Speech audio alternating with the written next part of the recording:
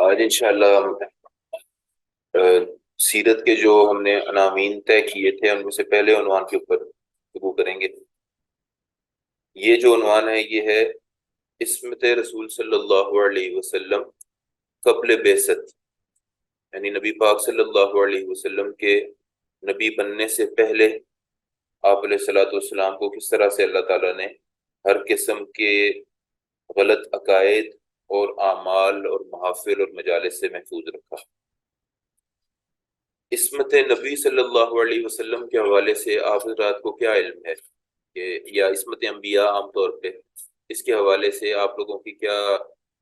معلومات ہیں یا کیا آپ کے پاس اس حوالے سے انفارمیشن ہے؟ شیخ محترم، اس میں یہ تھا کہ نبی رحمت صلی اللہ علیہ وسلم جو تھے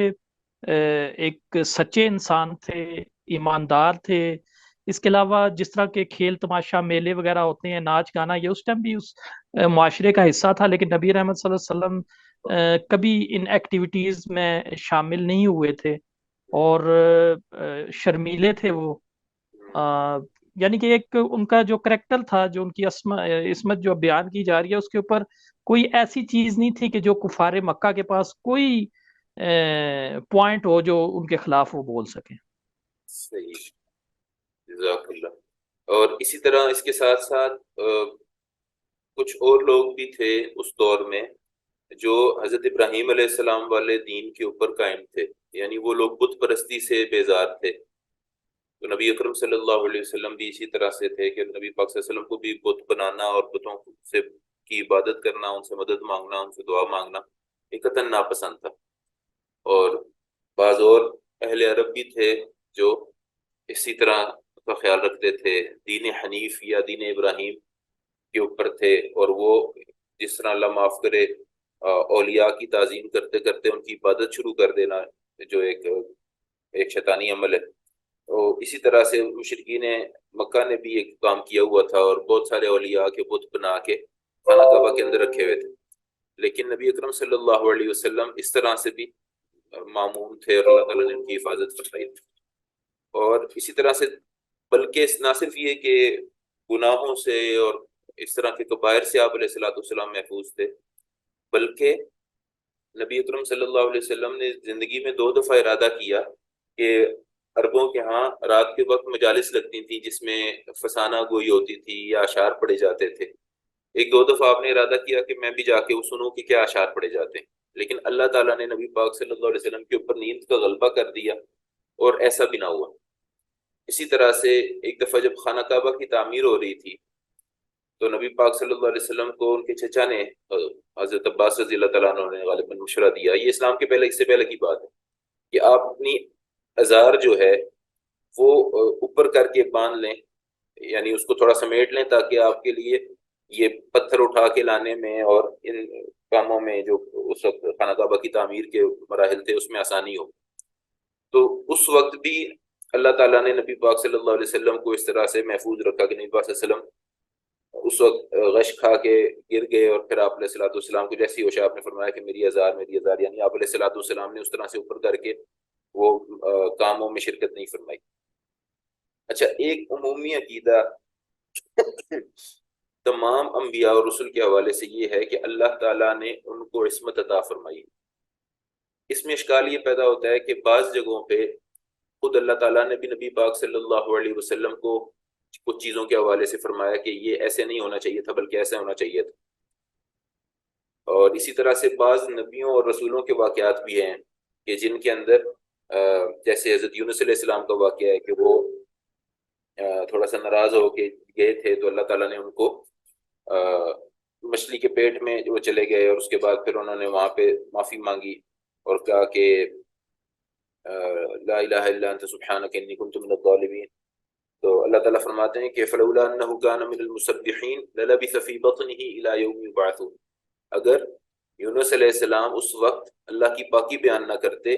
تو مچھلی کے پیٹ میں ہی رہتے قیامت کے دن تک۔ اور اسی طرح سے چند واقعات، تو اس کی تھوڑی سی تفصیل ہم پڑھیں گے کہ یہ عصمت انبیاء کا عقیدہ دراصل کیا ہے، اور اس حوالے سے میں نے ایک آرٹیکل ہے ڈاکٹر محمد یاسین مظہر صدیقی صاحب کا،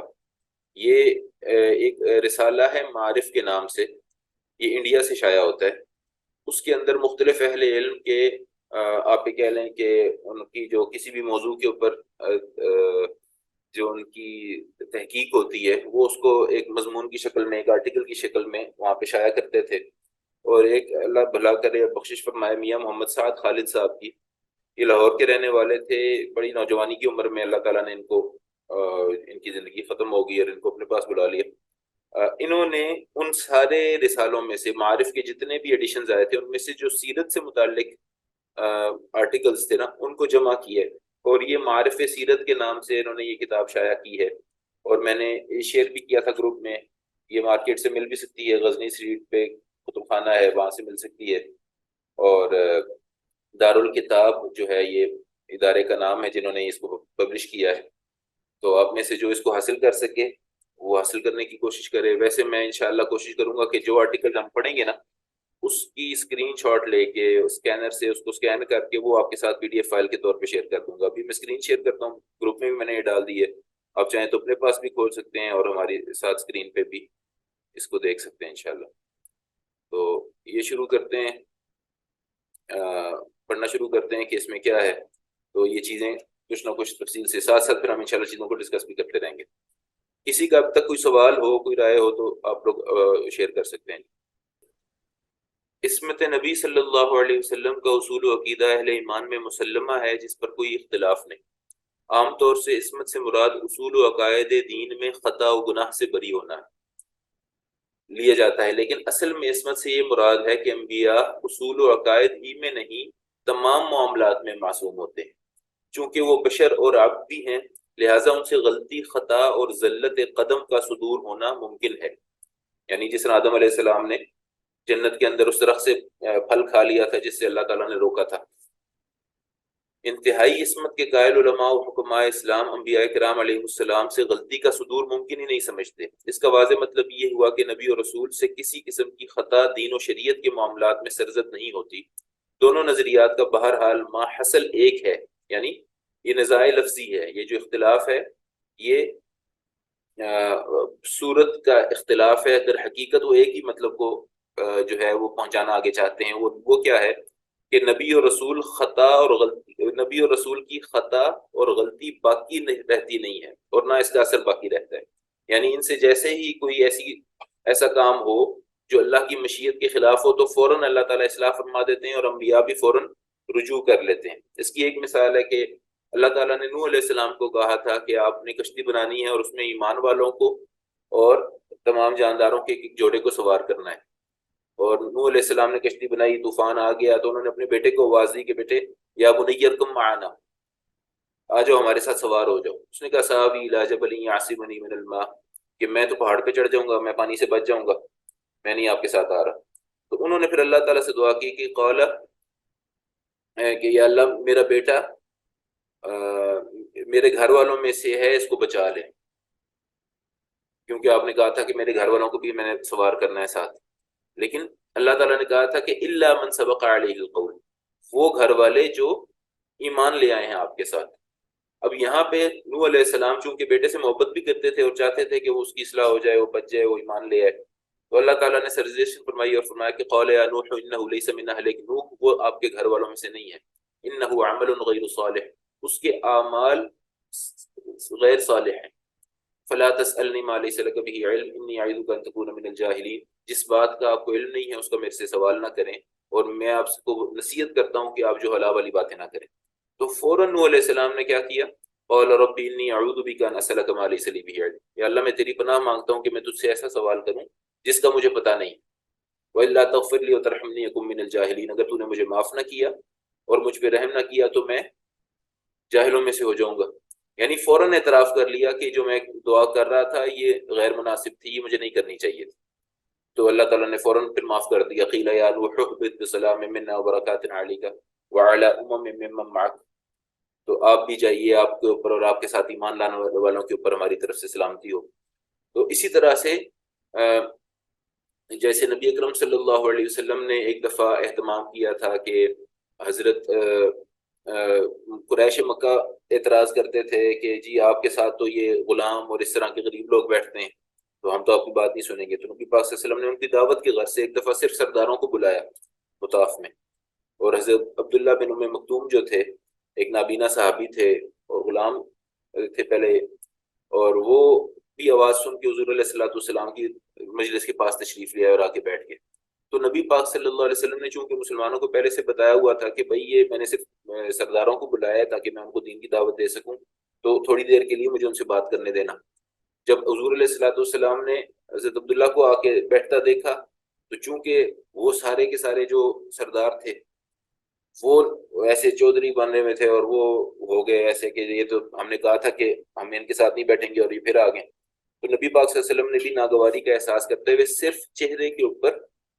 نبی پاک صلی اللہ علیہ وسلم کی ناگواری ظاہر ہوئی اور آپ علیہ الصلوۃ والسلام نے رخ انور کو دوسری طرف پھیر لیا. لیکن اس کے باوجود اللہ تعالیٰ نے اصلاح فرمائی اور سورہ عبس نازل فرمائی، عبس وتولی ان جاءہ الاعمی وما یدریک لعلہ یزکیٰ، کہ آپ کے چہرے پہ ناگواری آئی اور آپ نے چہرہ پھیر لیا. اب یہ دیکھیں اتنی سی بات تھی کہ حضور علیہ الصلوۃ والسلام کے چہرے پہ ناگواری آئی اور آپ علیہ الصلوۃ والسلام نے چہرہ انور دوسری طرف کیا، اور اسی پہ اللہ تعالیٰ کی طرف سے تنبیہ بھی آ گئی اور اللہ نبی پاک صلی اللہ علیہ وسلم کو اللہ تعالیٰ نے بتا دیا کہ آپ نے. اس کے بعد پھر نبی پاک صلی اللہ علیہ وسلم کا اکثر معمول یہ تھا کہ آپ فقراء کے ساتھ ہی جا کے بیٹھتے تھے، اور اللہ تعالیٰ نے دوسری کا بھی حکم دیا حضور کو کہ وَاصْبِرْ نَفْسَكَ مَعَ الَّذِينَ يَدْعُونَ رَبَّهُم بِالْغَدَاةِ وَالْعَشِيِّ يُرِيدُونَ وَجْهَهُ، کہ اللہ آپ ان کے ساتھ زیادہ وقت بتایا کیجئے جو اللہ کو پکارتے ہیں، اللہ کو یاد کرتے ہیں، اللہ کی رضامندی کے لیے آپ کی اطاعت کرتے ہیں. تو انبیاء کے جن واقعات کا ذکر ہے قرآن پاک میں وہ ایسے ہیں کہ ان سے وقتی طور پہ کوئی ایسا کام ہوا جو اللہ تعالیٰ کی مشیت کے خلاف تھا، اور یہ بہت کم ہوا. شاید تمام انبیاء سے بہت کم ایسے واقعات ہیں، لیکن فوراً ہی اللہ نے اصلاح فرمائی اور فوراً ہی انہوں نے اپنی اصلاح کر لی. اسی طرح سے ایک واقعہ ہے کہ جو بدر کے قیدی تھے، نبی پاک صلی اللہ علیہ وسلم نے مشاورت کی صحابہ کے ساتھ اور یہ طے فرمایا کہ ہم ان کو فدیے کے بدلے میں آزاد کر دیں گے. 70 مشرکین کے لوگوں کو پکڑا تھا، مکہ کے لوگوں کو نبی پاک صلی اللہ علیہ وسلم نے بدر کے بعد، اور تاکہ اس میں 2 فائدے تھے. ایک تو مسلمانوں کی مالی اعانت ہو جائے گی اس فدیے کے پیسوں سے، اور دوسرا ان کو ایک اور موقع مل جائے گا اسلام کے اوپر غور کرنے کا. لیکن اللہ تعالیٰ چونکہ مشرکین سے اور نبی پاک صلی اللہ علیہ وسلم کو اور مسلمانوں کو تکلیف دینے والوں سے ناراض تھے، اور 70 تو جنگ کے دوران ہی مارے گئے تھے ان میں سے، تو نبی پاک صلی اللہ علیہ وسلم نے فرمایا کہ آپ کو ان کے ساتھ اتنی نرمی نہیں برتنی چاہیے تھی، لیکن چونکہ آپ نے یہ فیصلہ کر لیا تو اللہ تعالیٰ نے اس کو معاف کر دیا اور اس کو درگزر فرما دیا. تو یعنی اس طرح سے کوئی ایسا نہیں کہ نعوذ باللہ کوئی جان بوجھ کے گناہ کیا یا خدا نخواستہ اللہ کی نافرمانی کی، لیکن کچھ ایسے امور ہوئے جو اللہ کی منشا میں دوسری طرح سے ہونے چاہیے تھے، تو اللہ تعالیٰ نے ساتھ ہی اصلاح فرما دی. تو حاصل یہ ہے اس عقیدے کا خلاصہ یہ ہے مختصراً کہ نبی اور رسول کی خطا اور غلطی باقی نہیں رہتی اور نہ اس کا اثر باقی رہتا ہے. یہ بات سمجھ آ گئی جی؟ اس حوالے سے کسی کا کوئی سوال ہے؟ جی شیخ صاحب، اس کا مطلب ہے شیخ صاحب کہ نبی دین کے معاملے میں بھی معصوم ہیں، اور جو دوسری ان سے لغزشیں اگر ہوئی ہیں تو وہ بھی معاف کر دی گئی ہیں، ان جی کا کوئی اثر نہیں ہے. جی معاف بھی کر دی گئی ہیں اور ساتھ ساتھ ان کی اصلاح بھی ہو گئی ہے، یعنی وہ اپنی غلطی پہ قائم بھی نہیں رہے. یا تو اللہ تعالیٰ نے جس طرح نبی پاک صلی اللہ علیہ وسلم کا یہ قیدیوں کے متعلق فیصلہ تھا اس کو باقی رہنے دیا، یعنی اس کو تبدیل کرنے کا بھی حکم نہیں دیا، یا پھر اس کا اگر خدا نخواستہ ایسی بات تھی کہ جو اللہ کو ناپسند تھی تو اس کی فوراً اصلاح ہو گئی ہے اور اس کا کوئی اثر دین پہ یا اس وقت کے مسلم معاشرے پہ نہیں پڑا. جزاک اللہ خیر. ٹھیک ہے. اس کے بعد متعدد علماء اصول و دین نے عصمت انبیاء پر مدلل و مفصل بحثیں کی ہیں کہ وہ منصب نبوت کا لازمی حصہ ہے. ان میں متعدد کتب خاصی اس موضوع پر لکھی گئی ہیں اور اسلامی عقائد کی کتب میں اس پر ایک مبحث ضرور ہوتا ہے. علامہ ابو زید بلخی متوفی 322 ہجری کی عصمت الانبیاء کا حوالہ یاقوت حموی نے اپنی کتابوں میں دیا ہے. امام رازی اسی طرح کی اسی عنوان سے ایک کتاب ہے. امام ابن حزم رحمۃ اللہ علیہ کی اسی عنوان سے ایک کتاب ہے. اور الفصل فی الملل والنحل میں قاضی ایاز نے الشفاء میں اور اس کے شارح امام خفاجی نے شرح الشفاء میں اس موضوع پر بحث کی ہے. اس کے علاوہ بھی متعدد دوسرے اہل قلم کی مباحث ملتی ہیں. اچھا جی، اچھا اب یہاں پہ جو عنوان ہے نا ہم جو آج پڑھیں گے وہ صرف عصمت انبیاء اور رسل سے متعلق نہیں ہے، آج کا ٹاپک یہ ہے، اور یہ جو مقالہ ہے وہ اس موضوع پہ ہے کہ حضور علیہ الصلوۃ والسلام کو اللہ تعالیٰ نے نبوت سے پہلے بھی معصوم رکھا. اور اس کی ایک بڑی مشہور مثال سیرت میں دی جاتی ہے. میں چاہتا ہوں کہ اللہ تعالیٰ نے نبی پاک صلی اللہ علیہ وسلم کی حفاظت کے لیے ایک ایسا عمل کیا جو بنیاد بنا حضور علیہ الصلوۃ والسلام کی عصمت کی قبل از نبوت. کسی کے ذہن میں وہ آ رہا ہو تو مجھے خوشی ہوگی. آپ علیہ الصلوۃ والسلام کا بچپن کا واقعہ ہے. شیخ محترم جب مائی حلیمہ کے پاس تھے اور وہاں پر ان کو شک قلب کر کے وہ قلب کو صاف کیا گیا فرشتوں کے ذریعے. جزاک اللہ جزاک اللہ. بالکل میں یہی اسی طرف نبی پاک صلی اللہ علیہ وسلم کی زندگی میں نا مورخین کا اس میں اختلاف ہے کہ یہ واقعہ کتنی دفعہ ہوا. اکثر لوگ اس بات کے قائل ہیں کہ یہ شک صدر حضور علیہ الصلوۃ والسلام کی زندگی میں 4 مرتبہ ہوا. کچھ علماء 3 دفعہ کے قائل ہیں اور بعض علماء نے کہا ہے کہ 2 دفعہ ہوا. لیکن بہرحال اس میں اختلاف نہیں ہے کہ یہ جو 2 دفعہ جو مشہور ہے نا، وہ ایک تو یہ ہے کہ نبی پاک صلی اللہ علیہ وسلم جب 4 یا 5 سال کے تھے، اور عام طور پہ جو بچے جاتے تھے نا پرورش کے لیے اس طرح دور بوادی میں، وہاں کا ماحول اچھا ہوتا تھا، وہاں پہ گرد آلود کم ہوتی تھی اور آب و ہوا اچھی ہوتی تھی، اور ٹھیٹھ جو عربی زبان وہاں پہ بولی سنی جاتی تھی. تو وہاں پہ بچوں کو پرورش کے لیے بھیجا جاتا تھا بادیوں ان کے ساتھ، یہ جو رضائی مائیں ہوتی ہیں. تو نبی عام طور پہ بچوں کو 2.5 سال کے بعد واپس چھوڑ دیا جاتا تھا. لیکن نبی پاک صلی اللہ علیہ وسلم کی ہونے کی وجہ سے اتنی برکات تھیں مائی حلیمہ سعدیہ کے گھر کہ وہ دوبارہ نبی پاک صلی اللہ علیہ وسلم کو لے گئیں اپنے ساتھ. اور جب یہ 4 یا 5 سال کی عمر میں یہ واقعہ ہوا نا، شک صدر کا واقعہ ہوا کہ حضور علیہ الصلوۃ والسلام اپنے رضائی بہن بھائی کے ساتھ بکریاں چرا رہے تھے، اور اس وقت جبریل امین اور میکائیل علیہ السلام تشریف لائے، اور ان کے ہاتھ میں ایک سونے کی تشتری تھی اور اس میں برف تھی. انہوں نے آ کے نبی پاک صلی اللہ علیہ وسلم کو لٹایا اور آپ کا سینہ مبارک چاک کیا اور دل کو نکالا، اور اس کے اندر سے دیکھنے میں ایسا لگ رہا تھا جیسے خون کا کلوتھڑا ہے، وہ نکالا، اور اس کو پھر دل کو دھویا اچھی طرح برف سے، اور اس کو پھر خوب صاف کر کے دوبارہ سے وہاں پہ رکھا، اور اس کو پھر سی دیا گیا سینے کو. تو یہ دیکھ کے ان کی بہن ڈر گئی، اور وہ ڈر کے بھاگ کے گئیں، اور انہوں نے جا کے اپنی والدہ کو بتایا کہ اس طرح ہوا ہے، کوئی مارنے لگا ہے نعوذ باللہ نبی پاک صلی اللہ علیہ وسلم کو. اس وقت تو حضور نبی پاک صلی اللہ علیہ وسلم نہیں تھے، وہ نبی محمد کا نام لیا انہوں نے. تو جب مائی حلیمہ نے دیکھا آپ علیہ الصلوۃ والسلام کے سینے پہ اسی طرح سے نشان تھے سلائی کے، تو وہ بھی ڈر گئیں، اور پھر وہ آ کے نبی پاک صلی اللہ علیہ وسلم کو ان کی والدہ کے حوالے کر گئیں. تو یہ واقعہ بھی بالکل اسی میں سے ہے کہ نبی پاک صلی اللہ علیہ وسلم کی حفاظت اور آپ علیہ الصلوۃ والسلام کی اصلاح اور ایمان اور حکمت کی جو منتقلی ہے، اس کا سلسلہ اللہ تعالیٰ نے نبوت نہیں دی تھی، لیکن آپ علیہ الصلوۃ والسلام کی حفاظت اور عصمت کا بندوبست حضور علیہ الصلوۃ والسلام نے اللہ تعالیٰ نے فرما دیا تھا. اچھا جی، رسول اور نبی بننے کے بعد منصب نبوت اور رسالت کی عصمت کا عقیدہ متفقہ ہے، مگر اصل مسئلہ زیر بحث یہ ہے کہ بعثت و نبوت سے قبل کسی نبی اور رسول کو یہ عصمت حاصل ہوتی ہے یا نہیں. عام طور سے اس مسئلے کو زیر بحث لایا ہی نہیں جاتا، کیونکہ علماء کے اس خیال و فکر میں وہ منصب رسالت کا تقاضا اور رسول نبی کی خصوصیت سمجھی جاتی ہے، اور علماء کرام نے بالعموم اسے خصائص انبیاء کرام کے تحت بیان کیا ہے. مولانا سید سلیمان ندوی رحمۃ اللہ علیہ نے اسی ذیل و ضمن میں نبی کی تیسری اہم خصوصیت کی ذیلی سرخی کے تحت عصمت و بے گناہی پر بحث کی. اس مفصل بحث میں تمام انبیاء کرام علیہ السلام کی عصمت ثابت کرنے کے بعد قبل بعثت و نبوت کے زمانے میں ان کی ضلالت کے معنی و مفاہیم پر بحث کی. یعنی نبی پاک صلی اللہ علیہ وسلم کے بارے میں بھی قرآن پاک میں آتا ہے نا کہ وَوَجَدَكَ ضَالًّا فَهَدَىٰ، کہ سورۃ الضحیٰ میں جو ہے کہ ہم نے آپ کو ضال پایا اور آپ کو ہدایت دی. تو اس سے مراد کیا ہے کہ نبی پاک صلی اللہ علیہ وسلم کیا گمراہ تھے اور پھر اللہ نے ہدایت دی؟ تو انبیاء کے اور رسولوں کے کانٹیکسٹ میں اس سے مراد یہ ہوتی ہے کہ آپ کے پاس لوگوں کو دینے کے لیے کوئی منشور نہیں تھا، آپ کی طرف پاس کوئی خدائی ڈیوائن گائیڈنس نہیں تھی جس سے آپ لوگوں کو راہ دکھا سکیں اللہ کی اور جنت کی اور آخرت کی اور دنیا اور آخرت میں کامیابی کی. تو وہ اللہ نے عطا کیا. تو یہ ہدایت سے مراد یعنی وہ گائیڈنس ہے اور وہ تعلیمات وحی ہیں جو آپ کو نبوت کے بعد عطا کی گئی. تو یہی یہاں پہ بات ہو رہی ہے کہ انبیاء کرام کے حق میں ضلالت سے مقصود گناہ گاری، عصیان کاری اور گمراہی نہیں، بلکہ عدم نبوت کا دور اور رسالت سے پہلے کا عہد ہے جو نبوت اور رسالت کی ہدایت کے مقابلے میں نسبتاً ضلالت ہے.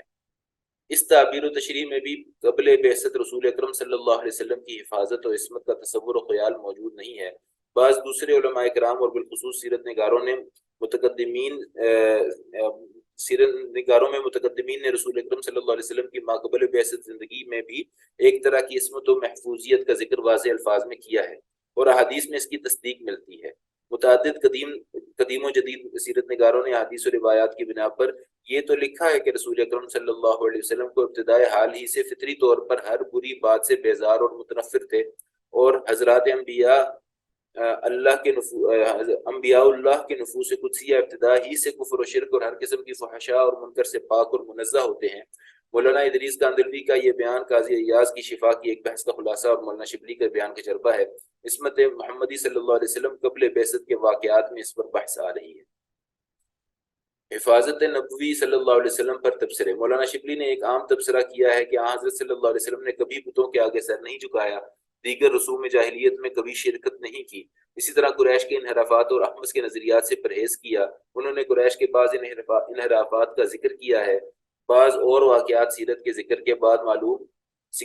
کے بعد مولانا مرحوم کا تبصرہ بڑا معنی خیز ہے۔ یہ فطرت سلیم اور نیک سرشتی کا اقتضا تھا کہ ایک شریعت کبریٰ کی تاسیس، ایک مذہب کامل کی تشہیر اور رہنمائی کونین کے منصب عظیم کے لیے کچھ اور درکار تھا۔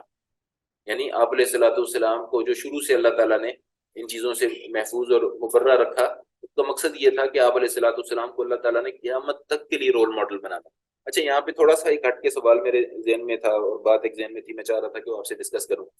آپ کو پتہ ہے کہ گستاخی رسول کی سزا موت ہے، یہ آپ جانتے ہیں کہ نہیں؟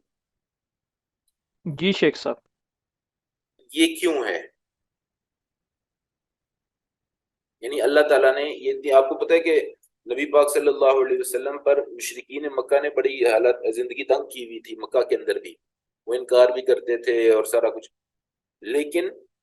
تمام لوگوں کے حوالے سے اللہ تعالیٰ نے گمراہی کا فیصلہ نہیں کیا۔ گمراہی کا فیصلہ بالعموم ایک جگہ پہ اور بالخصوص ایک جگہ پہ کیا گیا ہے۔ اس کے اوپر کوئی اپنی رائے دے گا؟ شیخ صاحب، فتح مکہ کے طور پہ بھی کچھ چند لوگوں کو قتل کیا گیا تھا، اور یہ وہ لوگ تھے جو اسلام کے خلاف پروپیگنڈا کرتے تھے، یعنی کہ نبی رحمت صلی اللہ علیہ وسلم کی تو گستاخی کرتے تھے، لیکن ساتھ اس کو پروپیگنڈا بھی کرتے تھے۔ تو یہ ریزن تھی، کیونکہ جب جی صحیح میں یہ عرض کرنا چاہ رہا تھا کہ نبی پاک صلی اللہ علیہ وسلم کے تقریباً 12 چچا تھے، اور یعنی آپ کے والد صاحب کے ٹوٹل 12 بھائی تھے آپ علیہ الصلوۃ والسلام کے والد کو ملا کے، یعنی 11 چچا یا تایا تھے، اور ان میں سے صرف 2 نے اسلام قبول کیا صحیح روایات کے مطابق، عباس رضی اللہ تعالیٰ عنہ نے اور حضرت امیر حمزہ رضی اللہ تعالیٰ عنہ نے۔ اور ایک کے بارے میں صحیح روایات یہ ہیں کہ انہوں نے اسلام قبول نہیں کیا، اور بعض ضعیف روایات کے اندر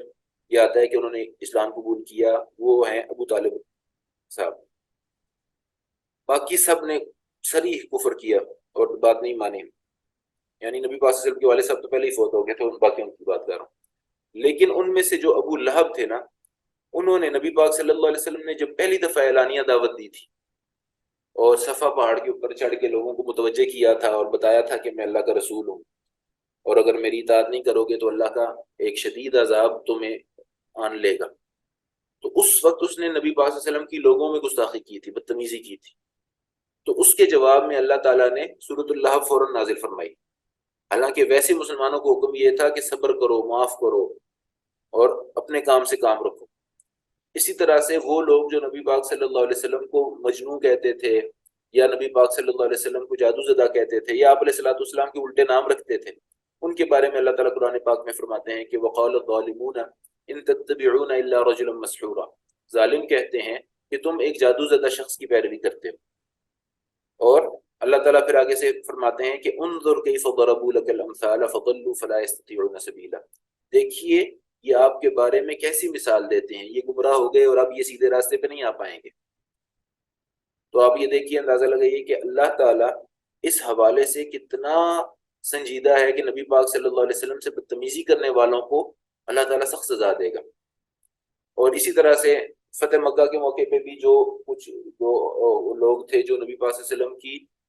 شان میں گستاخی کرتے تھے اور اس طرح کے کلمات پڑھتے تھے تو ان کو معافی نہیں ملی، ورنہ عام معافی تھی سب کے لیے، جو بھی مسلمان ہو یا نہ ہو. یعنی جو لڑائی نہ کرے، اپنے گھر کو یعنی اپنے گھر کے دروازے کو اندر سے بند کر لے، یا کسی جیسے ابو سفیان اس وقت اسلام قبول کر لیا تھا انہوں نے، ان کے گھر میں جا کے پناہ لے لے، یا خانہ کعبہ کی سین میں آ کے پناہ لے لے، ان سب کے لیے معافی تھی. صرف ان لوگوں کے لیے معافی نہیں تھی جو لڑنے کے لیے آئیں گے، اور وہ کوئی بھی نہیں آیا تھا. لیکن ان لوگوں کو معافی نہیں تھی، بے شک یہ خانہ کعبہ کی چادر میں بھی چھپ جائیں تو حضور نے فرمایا کہ اگر یہ خانہ کعبہ کے غلاف میں بھی ہوں تو ان کو نکال کے وہاں سے مار دو، کیونکہ اللہ تعالیٰ یہ برداشت نہیں کرتے. اچھا، اب میں وجہ کی طرف آ رہا ہوں. وجہ اس کی یہ ہے کہ اللہ تعالیٰ نے نبی اکرم صلی اللہ علیہ وسلم کو قیامت تک کے لیے ایک نمونہ بنایا ہے، قیامت تک کے لیے ایک اسوہ بنایا ہے، قدوہ بنایا ہے، رول ماڈل بنایا ہے. اب اس رول ماڈل کے حوالے سے اگر کوئی، مثال کے طور پہ اس کی مثال ایسے ہے کہ آپ کسی فن میں ماہر ہوں. مثال کے طور پہ کوئی بندہ ہے جو یعنی یہ مثال صرف سمجھنے کے لیے، ورنہ ہماری اور اللہ تعالیٰ کی کیا مثال ہو سکتی. تو آپ مثال کے طور پہ کوئی بندہ ہے جیسے وہ کوئی ایپ بنانے کا ماہر ہے، اور وہ کہتا ہے کہ جی میں اپنی زندگی کی سب سے بہترین ایپ بنانے لگا ہوں، اور اس ایپ کو میں پیش کرتا ہوں ساری دنیا کے سامنے کہ کوئی اس کے مقابلے کی ایپ لے کے آئے. یا اسی طرح کوئی بندہ ہے کہتا ہے کہ جی میں یہ اپنی زندگی کی بہترین پینٹنگ بنانے لگا ہوں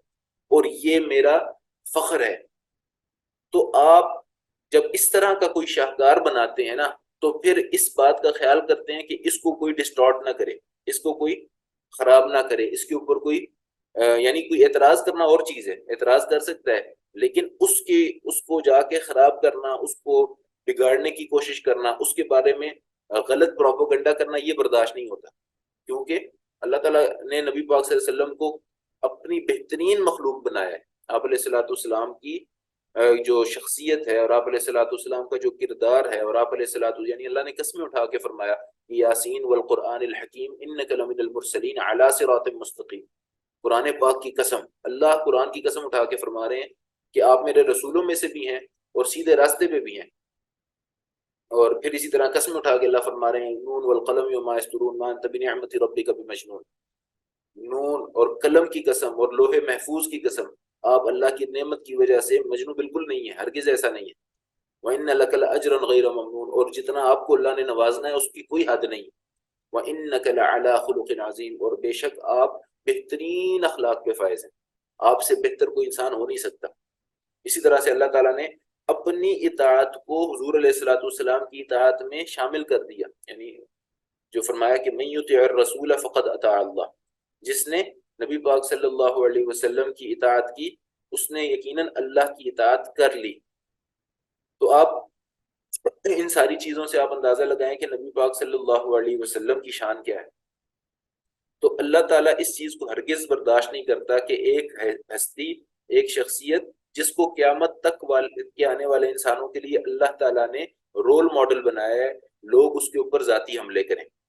اور لوگ اس کی سیرت کو اور اس کے کردار کو اور اس کی حیثیت کو گھٹانے کی کوشش کریں. تو یہ ایک ایسا جرم قرار دیا ہے کہ اس کی سزا جو ہے وہ موت ہے. جس طرح اور بھی بہت سارے اور کتنے جرائم ہیں جن کی سزا موت ہے اسلام میں، کون بتائے گا؟ ویسے تو ایک فقہی سوال ہے، لیکن ماشاءاللہ چونکہ آپ درس نظامی قتل میں، ہونا شیخ صاحب، اگر کوئی ناحق قتل کرتا ہے، اس کے علاوہ کوئی مرتد ہوتا ہے، اچھا صحیح. اور اس کے علاوہ خلاف فطرت اگر کوئی بدفعلی ہے، یا پھر شادی اس کے شدہ علاوہ مرد یا خاتون لوگ. شادی شدہ لوگ جو ہیں وہ ان کا آپس میں اور کوئی زنا کرے. ناجائز ریلیشن ہے. جی جی. اور اچھا جی، مرتد ہونا شیخ صاحب بتا دیا. مرتد ہونا بتا دیا آپ نے، قتل ناحق بتا دیا، اور شادی شدہ اگر بد کرداری کرے اس کا بتا دیا آپ نے، خلاف فطرت کام کا بتا دیا. اور اس میں ایڈ کر لیں قتل کا جادوگر کی سزا بھی، جادوگر جی کی سزا بھی موت ہے. اور اسی طرح سے گستاخ کی سزا بھی موت ہے. اور یہ جو اللہ معاف کرے حرابہ ہوتا ہے نا، دہشت گردی جس کو ہم عام الفاظ میں کہتے ہیں، اس میں ڈکیتی بھی شامل ہے، اور جی ڈکیتی شیخ صاحب. بڑھ کے کسی کی عزت پہ حملہ کرنا وہ بھی شامل ہے. یعنی جس طرح اللہ معاف کرے ریپ کا لفظ یوز ہوتا ہے، میں اس کی تفصیل میں، تو اس جرم کی سزا بھی موت ہے. اسی طرح سے جادو کرنے والے کی سزا بھی موت ہے. اسی طرح سے مرتد کی سزا بھی موت ہے، گستاخ کی سزا بھی موت ہے. اور مرتد کی سزا موت ہے. اصل میں نا آپ کو آج کے دور میں اگر لوگ ملیں گے جو اس پہ اعتراض کریں گے جی مرتد کی سزا موت کیوں ہے اور گستاخ کی سزا موت کیوں، کیونکہ باقی تو لوگوں کو کنسرن ہی نہیں ہے، کیونکہ وہ ماڈرنزم کی اگینسٹ نہیں جاتی چیزیں. تو یہ یاد رکھیے کہ مرتد کی سزا بھی موت اس لیے ہے کیونکہ اللہ تعالیٰ اس بات کو برداشت نہیں کرتا کہ اسلامی ریاست کے اندر ایک ایسا بندہ جس کو اللہ تعالیٰ نے کائنات کی سب سے بڑی نعمت دی تھی، یعنی ایمان دیا تھا، اس کو مسلمانوں میں پیدا کیا تھا، وہ نہ صرف یہ کہ غیر مسلم بن جائے بلکہ وہ اپنے ارتداد کا پروپوگنڈا بھی کرے. اگر کوئی بندہ مرتد ہوتا ہے، نعوذ باللہ من ذالک، نعوذ باللہ من ذالک، اللہ ہماری حفاظت فرمائے، اگر کوئی بندہ مرتد ہوتا ہے اور وہ اس کو چھپا کے رکھتا ہے تو اس کی سزا موت نہیں ہے، کیونکہ کسی کو پتہ ہی نہیں ہے کہ وہ مرتد ہے. لیکن اگر کوئی بندہ مرتد ہوتا ہے اور پھر اس کا پروپوگنڈا کرتا ہے، یعنی اسلام کے خلاف دعوت دینا شروع کر دیتا ہے، لوگوں کو مرتد کرنے کی کوشش کرتا ہے، تو اس کے لیے بھی اللہ تعالیٰ نے کہا ہے کہ یعنی جو شریعت کا قانون یہ ہے کہ اس کو 3 دن تک علماء کے ساتھ وقت دیا جائے کہ وہ اپنے اشکالات کو دور کر لے. اگر تو واقعی کوئی اس کی غلط فہمی ہوئی، مسکنسیپشن ہوئی، کوئی شبہ ہوا اس کے دل میں اور وہ مخلص ہوا، تو 3 دن تک انشاءاللہ وہ جب علماء سے باتیں کرے گا، اپنے سوالات ان کے سامنے رکھے گا تو وہ زائل ہو جائے گا. نہیں تو پھر بھی اس کے پاس موقع ہے وہ ظاہری طور پہ اپنے آپ کو چھپا لے، یعنی وہ جھوٹا موٹا کہہ دے علماء کے سامنے ٹھیک ہے میری تسلی ہوگی اور سزا سے بچ جائے. لیکن جب وہ یہ بھی نہیں کرے گا، اس کا کیا مطلب ہے کہ یہ باغی ہے، یہ باغی ہے اور مسلمانوں کے درمیان میں کفر کو پھیلانا چاہتا ہے. تو اسلامی ریاست کے اندر ایسے بندے کو برداشت نہیں کیا جاتا. تو اسلامی ریاست ہو تو ریاست پھر فیصلہ کرتی ہے کہ اس مرتد کو مار دیا جائے، اور اسی طرح سے گستاخ اگر اسلامی ریاست کے اندر ہو تو ریاست فیصلہ کرتی ہے، اور گستاخ کو یا مرتد کو یا جادوگر کو یا قاتل کو یا شادی شدہ زانی کو، ان سب میں سے کسی کو بھی مارنے کا اختیار عوام کے پاس نہیں ہے. یہ فیصلہ اسلامی عدالت کرتی ہے اور اس فیصلے کی تنفیذ جو ہے وہ حکومت کرواتی ہے، ریاست کا کام ہے. یہ بات سمجھ رہے ہیں آپ؟ جی شیخ صاحب اس کے علاوہ خروج والوں کے لیے بھی تو موت کا ہے، جو خروج کرے بالکل بالکل. اسلامی حکومت کے وہ خروج والے جو ہیں وہ خلیف. انڈیویجولی کو سزائے موت نہیں ہوتی، ان کے خلاف قتال کا حکم ہے. جی شیخ صاحب. یعنی وہ چونکہ وہ ہوتا بھی ایک پورا وہ ہے نا، پورا ایک لشکر ہے، ورنہ انفرادی خروج تو یہی ہے ارتداد.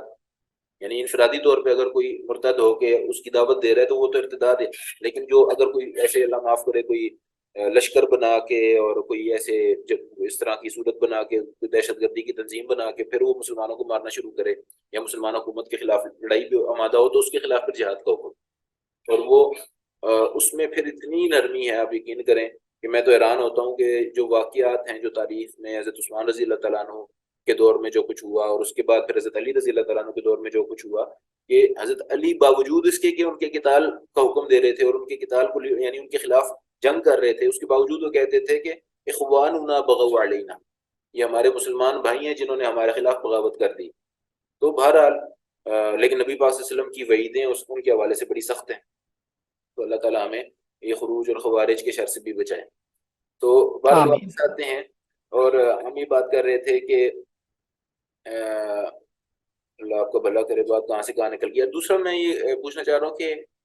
آپ لوگوں کی ٹوٹل تعداد کتنی کلاس کی؟ ابھی 8 پارٹیسپینٹس ہیں، شاید اس میں بھی شامل ہوں. ایک شیخ صاحب موسٹلی اتنے ہی ہوتے ہیں، ہے تو تقریباً 16-17 تک اسٹوڈنٹس ہیں ایگزام میں جب ہوگا وائوا وغیرہ، لیکن جو شرکت ہے وہ اتنی ہی ہوتی ہے، ایوریج یہی ہے. صحیح صحیح. اچھا مجھے بڑی خوشی ہے، آپ بڑے اچھے انداز میں شرکت فرما رہے ہیں. اور میرا اصل میں چونکہ مجھے صرف درس دینے کا میرا تجربہ نہیں ہے، میں نیا استاد بناؤں، تو مجھے اچھا لگتا ہے کہ جب انٹریکٹ کرتے ہیں اور لوگ جواب دیتے ہیں، سوال کرتے ہیں. میں امید کرتا ہوں کہ جس طرح آپ کر رہے ہیں اس طرح باقی طلبا بھی شامل ہوں کلاس میں. اچھا جی، آگے ہم کوشش کرتے ہیں مکمل کریں، کیونکہ ابھی ویڈیو لنک بھی چینج کرنا پڑے گا اور ٹائم بھی تھوڑا ہوتا جا رہا ہے. تو سیرت المصطفیٰ کے معلق شبان کی روایت اضافہ کے اندر رسول صلی اللہ علیہ وسلم نے فرمایا فلما نشأت بغضت الی الاوثان وبغض الی الشعر. نبی پاک صلی اللہ علیہ وسلم کے حوالے سے فرمایا کہ نبی پاک نے فرمایا کہ جب جیسے جیسے میں بڑا ہوا بت اور اشعار مجھے برے لگنا شروع ہو گئے، اللہ تعالیٰ نے ان کی نفرت میرے دل میں ڈال دی. تو چونکہ منصب نبوت اور رسالت آپ صلی اللہ علیہ وسلم کے لیے مقدر ہو چکا تھا، اس لیے حق جل شانہ نے ابتدا ہی سے آپ صلی اللہ علیہ وسلم کے قلب مطہر کو ان تمام امور سے متنفر اور بیزار کر دیا جو منصب نبوت اور رسالت کے منافی اور متباین. اس قسم کے تبصرے دوسرے سیرت نگاروں کے ہاں بھی ملتے ہیں جن کا ذکر یا حوالہ آتا رہے گا۔ سیرت نبوی کے کب سے قبل بعثت کے دور میں اور اس میں رسول اکرم صلی اللہ علیہ وسلم کی پرورش اور پرداخت کے حوالے سے ان کا ذکر ملتا ہے۔ ان میں خاص وہ واقعات ہیں جن کے ذریعے رسول اکرم صلی اللہ علیہ وسلم کی نیک طینت، نیک خصلت اور سلیم الفطرت ہونے کا ذکر کیا جاتا ہے، جیسے لہو و لعب اور گانے بجانے سے حفاظت کا خاص انتظام الہی یا منکرات و فواحش و شرک سے حفاظت کا تکوینی معاملہ۔ ہم بات وہ ادھر اس وقت کر رہے تھے کہ گستاخ کی سزا کیوں ہے، تو میں عرض کر رہا تھا کہ چونکہ اللہ تعالیٰ نے قیامت تک کے لیے آپ علیہ الصلوۃ والسلام کو ایک رول ماڈل بنایا ہے، اس لیے اللہ کو یہ برداشت نہیں ہے کہ آپ علیہ الصلوۃ والسلام کی ذات کے حوالے سے کوئی مذاق اڑائے۔ ہاں کوئی سوال کرتا ہے آپ کی سیرت کے کسی پہلو کے حوالے سے تو وہ اس بات کا مستحق ہے کہ اس کو جواب دیا جائے، علمی طور پہ ہم اس کو مطمئن اور کریں، لیکن کوئی مذاق اڑاتا ہے، بدتمیزی کرتا ہے اور یہ گستاخی کرتا ہے، اور یہ جس طرح کے کارٹون ساز بیٹھے ہوئے ہیں اور جس طرح کی یہ حکومتی سطح پہ اب بے شرمیاں ہو رہی ہیں، تو اس میں مسلمانوں کے لیے صاف حکم ہے کہ مسلمان حکومتوں کو ایسے ملکوں سے تعلق ختم کر دینا چاہیے جو نبی اکرم صلی اللہ علیہ وسلم یا دین کے حوالے سے سرکاری سطح پہ بدتمیزی کرتے ہیں اور گستاخی کرتے ہیں، بلاسفیمس لا کو جو ہے وہ ویلیڈیٹ کرتے ہیں۔ ان کی کوئی قطعاً ان سے تعلق رکھنے کی گنجائش نہیں ہے۔ اب کیوں نہیں ہمارے حکمران اس پہ عمل کرتے، یہ سوال ان سے کیا جائے گا، لیکن علماء کو اپنے طور پہ ان کو صاف بتا دینا چاہیے کہ ایسی حکومتوں سے تعلقات رکھنے کی اجازت شرعاً قطعاً نہیں ہے۔ اور اس کی بنیاد سورۃ الممتحنہ کی 2 آیات ہیں جس میں اللہ تعالیٰ فرماتے ہیں، میں اصل میں یہ ذیلی طور پہ ٹاپک اس لیے چھیڑ رہا ہوں کہ اس چیزوں کی ہمیں ضرورت پڑ سکتی ہے، تو 2 آیات بس سورۃ الممتحنہ کی میں بتاؤں گا، پھر اس کے بعد واپس ہم آ جائیں گے اپنے آرٹیکل کی طرف کہ نبی پاک صلی اللہ علیہ وسلم، اللہ تعالیٰ فرماتے ہیں لا ينهاكم الله عن الذين لم يقاتلوكم في الدين ولم يخرجوكم من دياركم ان تبروهم وتقسطوا اليهم ان الله يحب المقسطين۔ اللہ تعالیٰ تمہیں نہیں روکتا ایسے غیر مسلموں سے یا ایسے غیر مسلم ریاستوں سے تعلق بنانے سے جو نہ تمہارے دین کے خلاف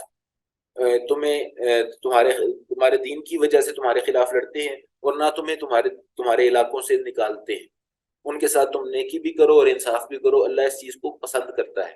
اللہ ان غیر مسلموں سے تمہیں روکتا ہے، انما ینہاکم اللہ عن الذین قاتلوکم فی الدین، اللہ تعالیٰ تمہیں ان لوگوں سے، ان دینوں سے، ان ملکوں سے، ان لوگوں سے تعلق ختم کرنے سے یا تعلق بنانے سے روکتا ہے اور تعلق ختم کرنے کا حکم دیتا ہے، جو قاتلوکم فی الدین، جو تمہارے دین کی وجہ سے تم سے لڑتے ہیں، وَأَخْرَجُوكُم مِّن دِيَارِكُمْ، اور تمہارے گھروں سے تمہیں نکالتے ہیں، یعنی مسلمانوں کو ان کے گھروں سے نکالتے ہیں، جیسے برما میں، جیسے فلسطین میں، جیسے کشمیر میں، جیسے عراق اور افغانستان میں، وَأَخْرَجُوكُم مِّن دِيَارِكُمْ وَظَاهَرُوكُمْ عَلَىٰ إِخْرَاجِهِمْ۔ اچھا جی، اب انہوں نے کہا ہے کہ 2 طرح سے نبی پاک صلی اللہ علیہ وسلم کے کردار کی اور آپ علیہ الصلوۃ والسلام کے اعمال کی حفاظت کا اللہ تعالیٰ نے اہتمام کیا۔ پہلا تو یہ کہ نبی پاک صلی اللہ علیہ وسلم کے دل میں اللہ تعالیٰ نے ہر قسم کی برائی اور شر اور بدعقیدگی کے لیے نفرت اور بغض پیدا کر دیا کہ آپ کا رجحان ہی ادھر نہ رہا، ٹھیک ہے۔ ان روایات و حدیث میں اس کا جتنا واضح تصور ملتا ہے دوسروں کے یہاں نہیں ملتا، یعنی ایک جہت یہ ہے کہ رسول اکرم صلی اللہ علیہ وسلم کے بچپن ہی سے منکرات اور مقام عالی سے فروتر چیزوں سے حفاظت کی گئی، جیسا کہ بعض عام تبصروں کے حوالے سے اوپر گزر چکا۔ اس ضمن میں بعض واقعات کا ذکر تقریباً سب نہیں کیا جن کا مختصر تجزیہ صحت میں کے تحت پیش کیا جائے گا۔ دوسری جہت بالعموم قدیم سیرت نگاروں اور محدثین و شارحین کرام نے مثبت طور سے بیان کیا ہے۔ ان میں سب سے زیادہ رسول اکرم صلی اللہ علیہ وسلم کے صحیح اقدامات اور قریش مکہ اور عرب کے انحرافات کے بالمقابل صحیح دینی اعمال و سنن کا اختیار کرنا ہے، اور قریش و عرب کے تجاوزات و انحرافات کی اصلاح کرنا شامل ہے۔ یعنی جو پہلا تو یہ کہ حضور علیہ الصلوۃ والسلام کو خود وہ چیزیں ناپسند ہو گئیں جو اللہ تعالیٰ نے حرام کی ہوئی ہیں، شرک و بدعت اور بے حیائی، فحاشی، سارا کچھ، اور یہ فضولیات، گانا بجانا وغیرہ۔ دوسرا کیا کہ حضور علیہ الصلوۃ والسلام نے ان کی بہت ساری خرابیوں کی، غلطیوں کی اصلاح بھی فرمائی۔ وہ کون سی ہیں کہ وہ آگے دیکھتے ہیں مختصراً۔ اسے قدیم سیرت نگاروں نے توفیق الہی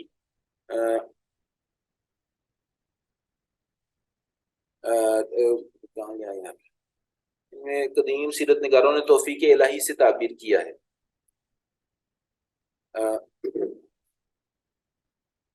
کہ اللہ تعالیٰ کی طرف سے آپ صلی اللہ علیہ وسلم کو خاص ہدایت ملی تھی۔ بعد کے بعض سیرت نگاروں نے اسے فطرت سلیمہ اور اندرونی خیر سے تعبیر کیا ہے، مگر وہ اس سے بلند تر چیز ہے۔ قریش مکہ اور عام عرب کے طبقات احناف نے بھی اپنی فطرت سلیم اور مروجہ دین عرب سے تنفر کی بنا پر صحیح دین ابراہیمی علیہ السلام کی تلاش شروع کر دی تھی، مگر وہ بقول شبلی سب مذہب حق کی تلاش کے لیے نکلے، لیکن ناکامی کی دیوار سے سر ٹکرا کر رہ گئے، کیونکہ وہ یہ تو جانتے تھے کہ یہ بت پرستی اور فحاشی اور یہ جو کام وہ کر رہے ہیں وہ غلط ہیں، لیکن متبادل دین ابراہیمی کو وہ کھو چکے تھے، وہ کتابیں تحریف ہو چکی تھیں اور سیدنا اسماعیل علیہ السلام کی تعلیمات گم ہو چکی تھیں۔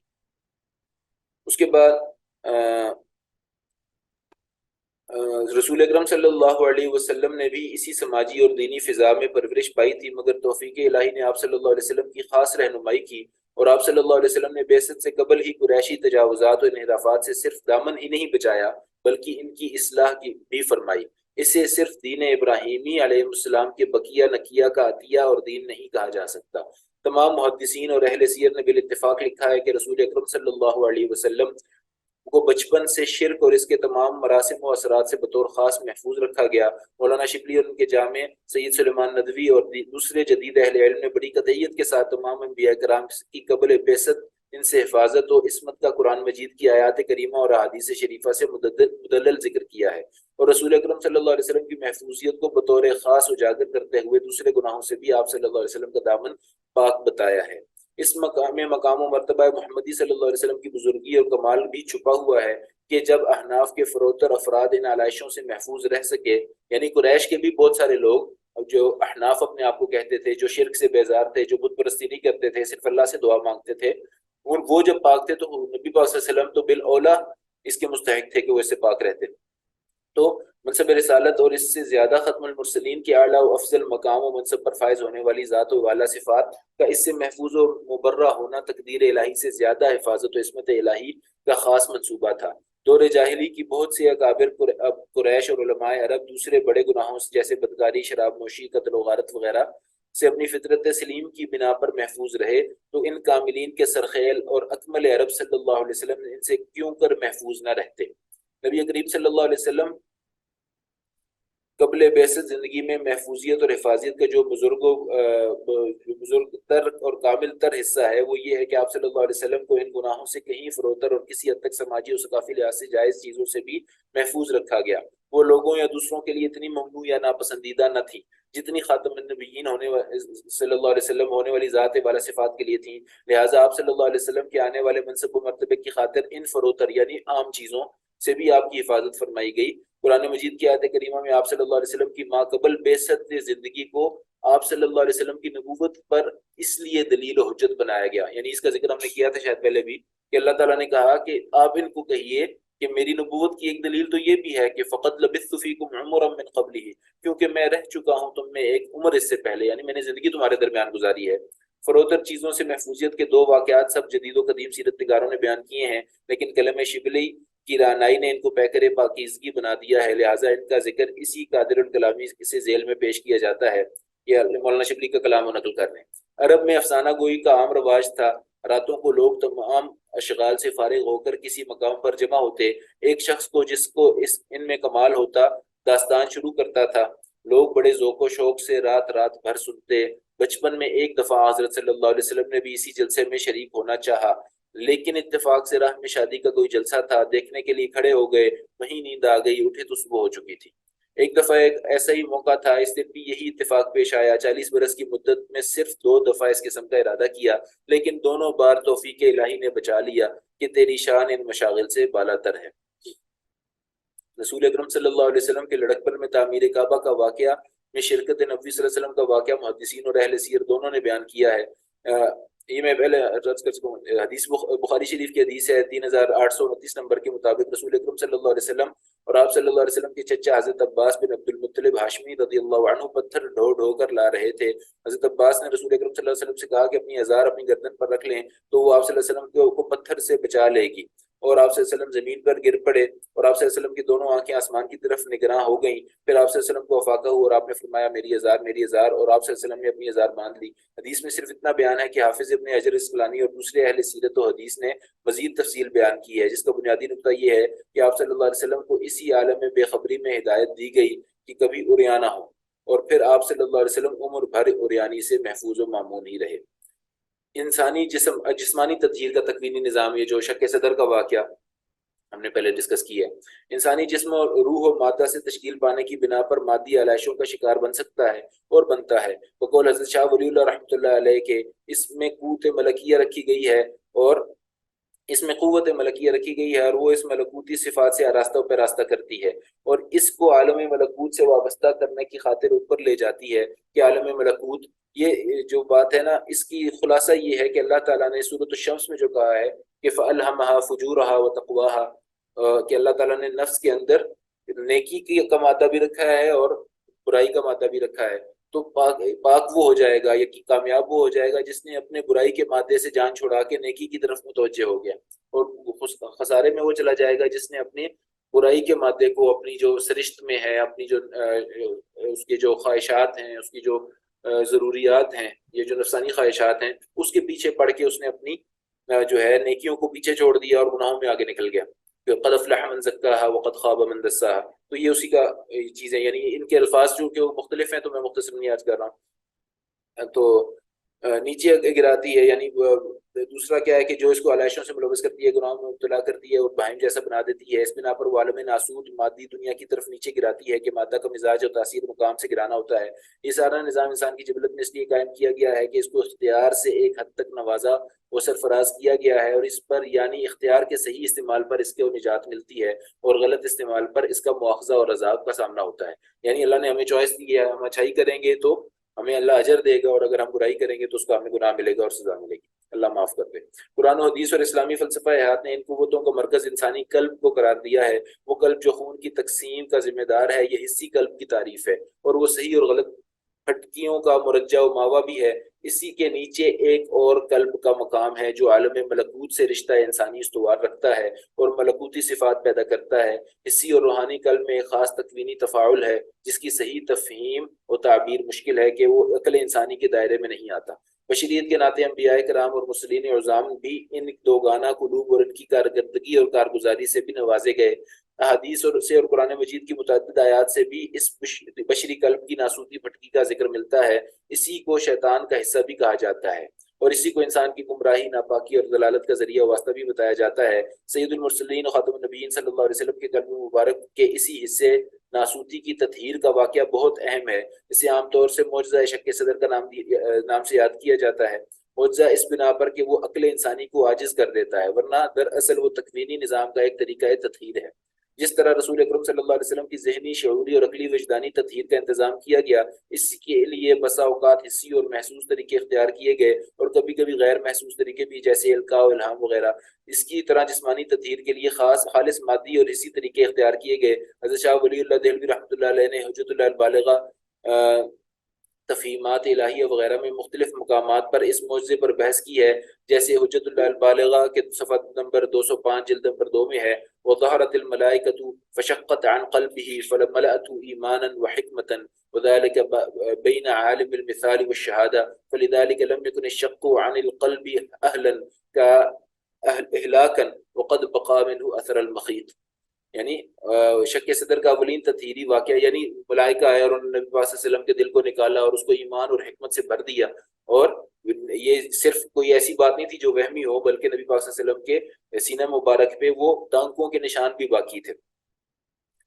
اللہ اکبر.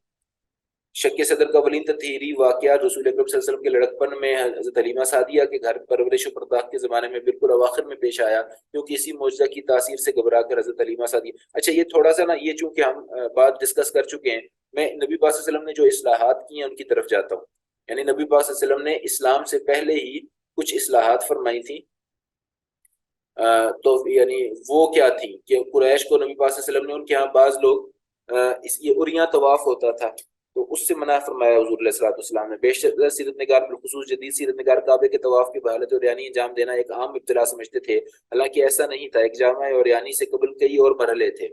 اور ایک اس کا تعلق، یعنی اس کے پیچھے ان کا فلسفہ یہ تھا کہ جی ہم کسی حرام مال کو اللہ کے گھر میں نہیں لے کے آئیں گے. اور وہ لوگ پھر جو اللہ معاف کرے جن کی کمائی حرام سے تھی، یعنی جو ڈاکہ مارتے تھے یا حرام کھاتے تھے یا سود کھاتے تھے یا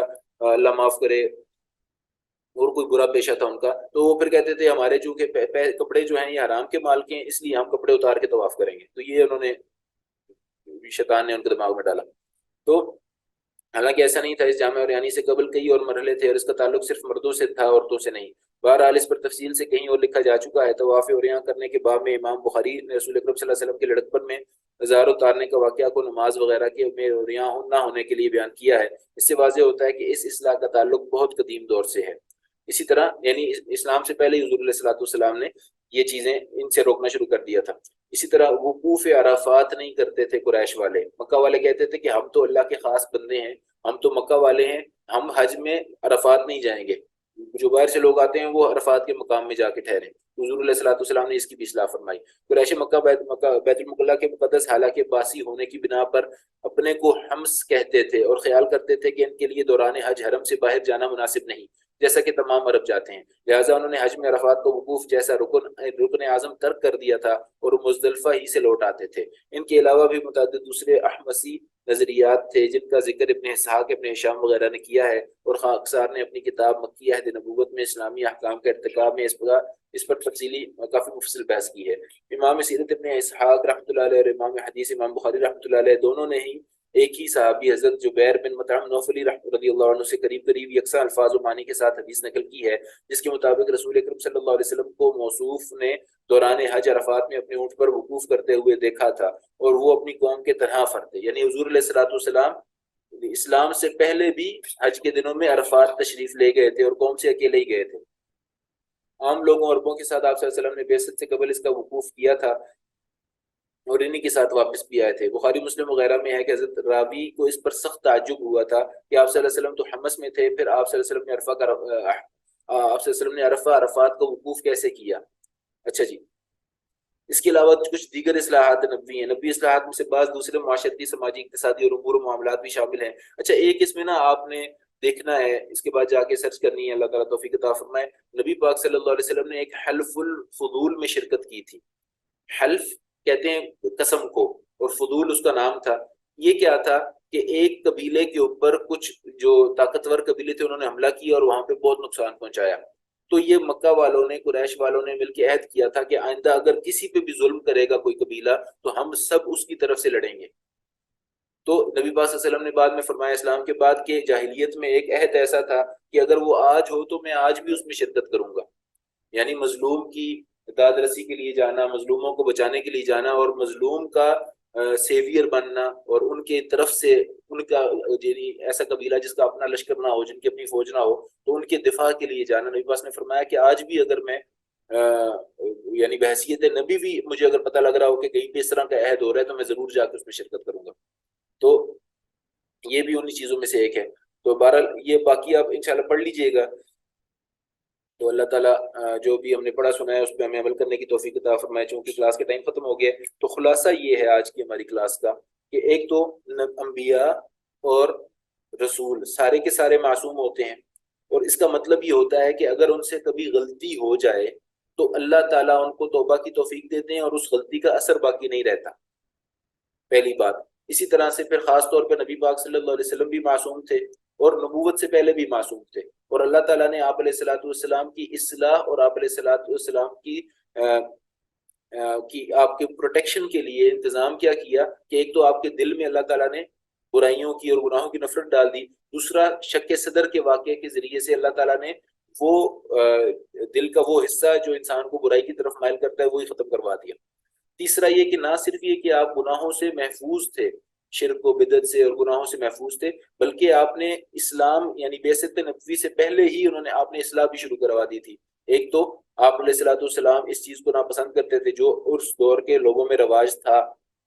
جیسے عریاں طواف کرنے کا، یا جس طرح سے نبی پاک صلی اللہ علیہ وسلم نے وقوف عرفہ کیا، یعنی قریش کے عام طور پہ لوگ کیا کہتے تھے کہ ہم اس چیز سے مبرہ ہیں، ہمیں اس کی ضرورت نہیں ہے، لیکن نبی پاک صلی اللہ علیہ وسلم نے پھر بھی وقوف عرفہ فرمایا کہ وہ اس عمل کی تعظیم کو سمجھتے تھے، نہ کہ یہ کہ وہ اپنی کسی فخر میں مبتلا ہوں۔ اسی طرح سے میں نے حلف الفضول کا ذکر کیا، اس کو بھی آپ نے دیکھنا ہے، میں بھی سرچ کر کے انشاءاللہ اس کی حدیث آپ کے ساتھ گروپ میں شیئر کر دوں گا۔ تو نتیجہ یہ نکلا ہے۔ شیخ صاحب، یہ جو جی حلف کا جو آپ نے بتایا، یہ ذرا کائنڈلی ڈسکشن میں یہ ورڈ لکھ دیجئے گا، جزاک میں اللہ خیر۔ انشاءاللہ حدیث شریف شیئر کر دوں گا، یہ جو واقعہ ہے نا وہ سارا شیئر کر دوں گا۔